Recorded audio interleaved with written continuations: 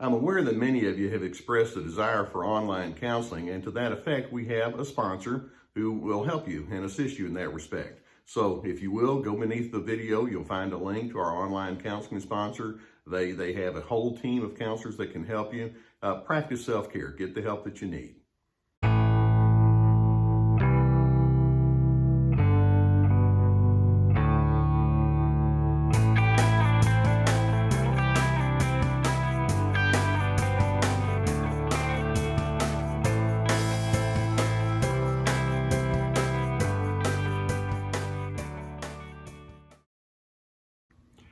I have a recollection of being around 14 or 15 years old, and the word on the street came out that the mother of a friend of mine had gone to the funny farm, is what I heard.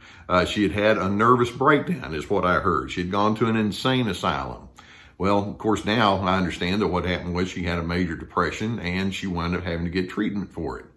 I remember when I was around my friend and his father, who I knew fairly well as well, that it seemed awkward because nobody knew what they were supposed to say. And you knew that they had a lot going on behind the scenes, but we just couldn't go into that space. I also remember when I was 18 years old, 1972, the vice presidential nomination for one of the major party tickets, Thomas Eagleton, it came out that he had been treated several years prior for depression. And during the vetting process of him being nominated as vice presidential candidate, he hadn't disclosed it. He didn't want to. He didn't want his wife to talk about it. And we heard words like disgrace and humiliation associated with that. And I also remember then thinking, man, that's so difficult. Of course, I didn't know anything about him. Politics aside, he seemed like a regular person. He was the exact same age as my own father. But he went down in flames, and it was a very humiliating time for him. We now have situations through the years where many people, whether it's politicians or musicians or athletes or prominent business people or prominent individuals who are known for other kind of means, we find out that they have their flaws and their struggles and their strains. And then let's bring it down to where you and I are. How many of you, like when I was 14 or 15 years old, know some people who have a sister or a family member or a close friend who have had struggles, suicidal ideations or breakdowns or affairs or alcoholism? Or what about you? Has that ever happened to you where you've had your strains and your struggles and your emotional turmoil and tension? And when these kinds of situations occur, there's this really large question that looms, and that is, what are we supposed to do with this? How open can we be about these kinds of issues?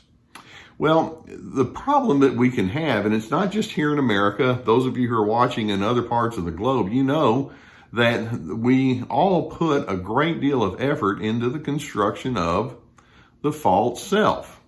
Beginning very early in life, every single one of them, including you, including me, including the finest person you've ever met, we've all had this notion that's more or less been taught. There's a public persona that you have to maintain. Let people see the things about you that are right and best, and then if there's anything wrong or difficult, keep it to yourself. You don't want to do that. And as a result, it can create truly a sense of strain and tension when you're trying to come to terms with what that means, because it's like, well, if I let my real self be known and I bring down that false self, I'm not going to fit because I'm breaking the rules of maintaining that proper persona.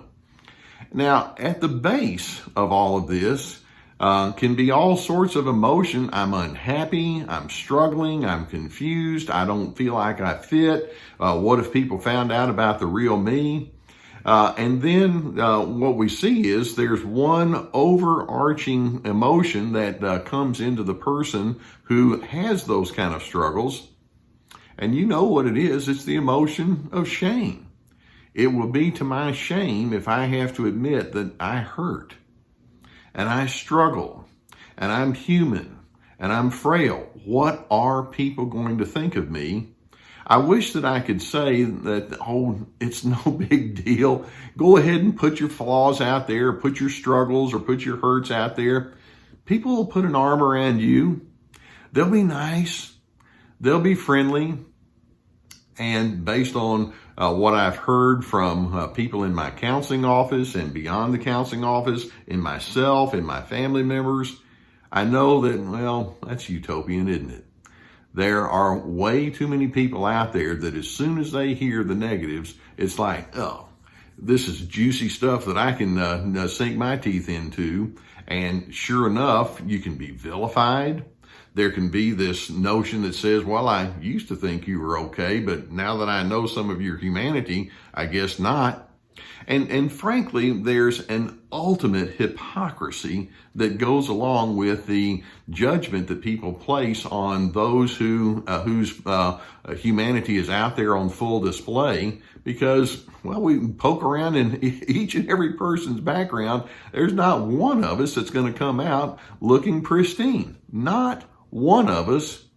And yet this need to have this public persona, this false self, can be so strong that we buy into this absurd idealism that we can and should project ourselves as being beyond reproach. We have this performance-based image of who we're supposed to be, and we try to live into that.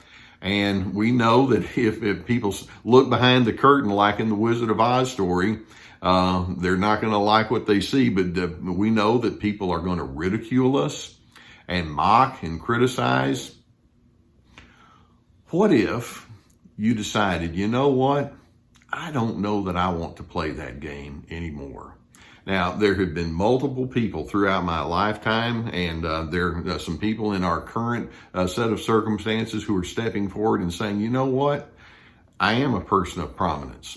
I am a person who's done things that many people would be proud of, and I also hurt. I struggle. I've had some hidden kinds of elements in my life that I just have felt like I can't really share. But guess what, folks? Here it is, and I'm going to put it out there on full display. And you know what my response to that is? Good for you. Thank you for being open. Thank you for being honest.